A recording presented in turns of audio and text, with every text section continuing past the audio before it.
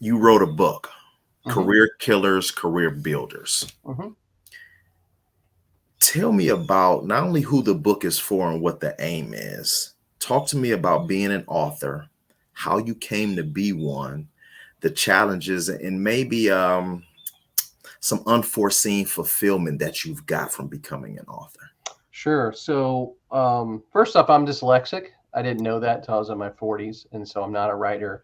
What I am is a speaker. And one of the things that I learned about being dyslexic, I can write an entire speech in my head and recite it and never write anything down. Right. So that's a unique, but that, again, that's why I'm sensitive to some people because I academically wouldn't be great. I don't have a great background, an okay background, but I would never have a great background. But I can do some of the things other people can't because of my own things I've had to overcome.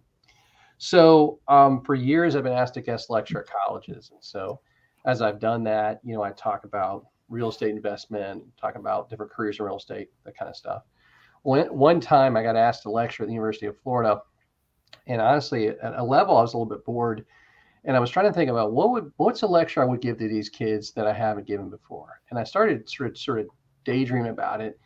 And I'm thinking, man, if you go to a great college, like Ohio State or Florida, or something like that, and you're talking to a bunch of 20-year-olds, what should those kids look like in 10 years? Well, if you're at some of these fine universities, these kids never made a B in their whole life. I barely made a B because I was all C's, but these kids never made a B their whole life. So what's going to be happening to them in 10 years, And when I think about life, people talk about somebody having a midlife crisis, like I'm 51, like, what happens to people when they're going through different changes. I think the most crucial area as an adult is between 30 to 34. I think that's a real pivotal time. The reason why I think it's pivotal is because if you're 32 and you're like, you know what, I want to change careers, you can do that. My dad was a business guy that then became a pastor in his early 30s, right? If you're 32 and you're unhappy in your marriage, you're like, I'm going to get divorced and get remarried and then have kids.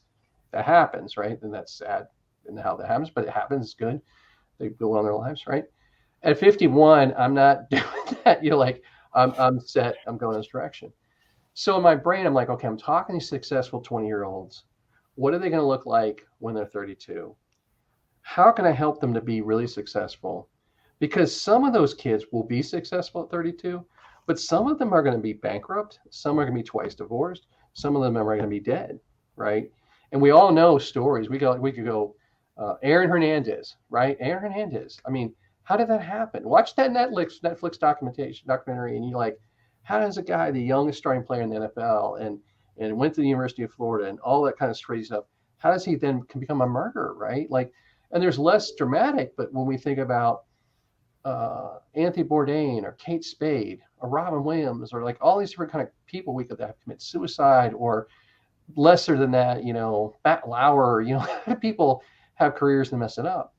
So I wrote the book. Oh, anyway, so I wrote this speech and I called the speech The Top 5 Ways to Get Fired and the Top 5 Ways to Keep from Being Fired.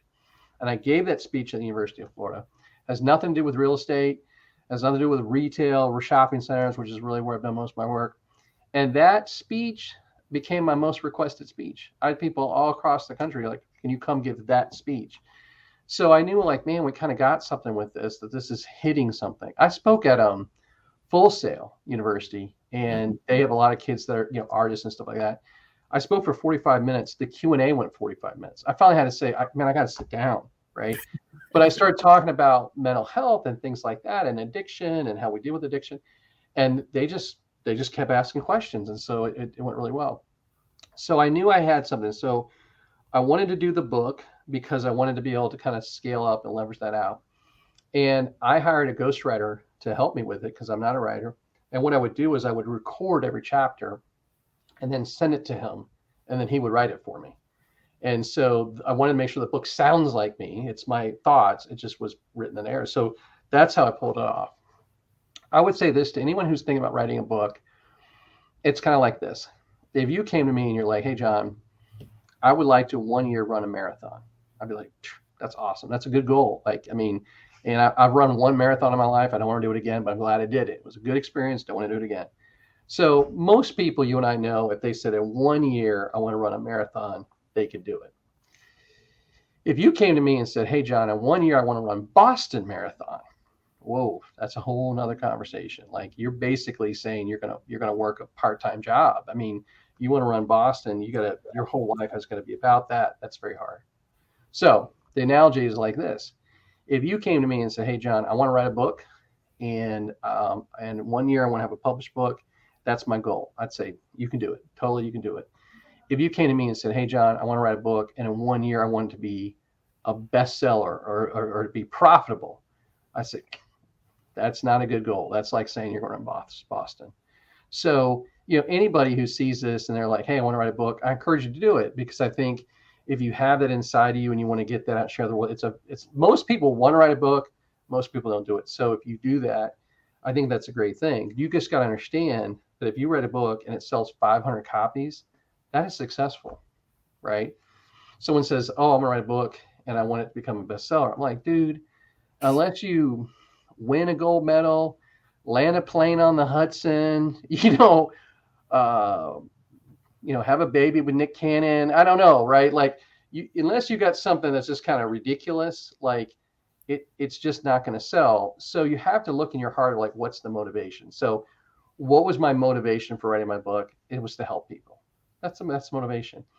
I keep copies of my book with me all the time, and like when I valet my car, and I was tipped well, and then I say, "Hey, you a student?" And then I'll say, "Why don't you take this book?" And I enjoy giving my book away. I enjoy giving it to people. I give it to college students, and it blesses me to say, "Hey, why don't you read this?" And hopefully this will be helpful to you. So, it's been a money loser, but that's not why I did it, right? So you have to sort of like, what's your motivation and what you're trying to accomplish, and then be realistic of the goal.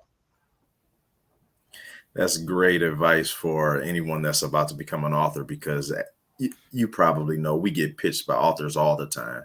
And I see that they come in with very unrealistic expectations of their book. So that's Well, at least I'll say this to you, that my publisher told me that I need to have at least 50 reviews of my book. If you look at my book, I have 204 reviews, which is great.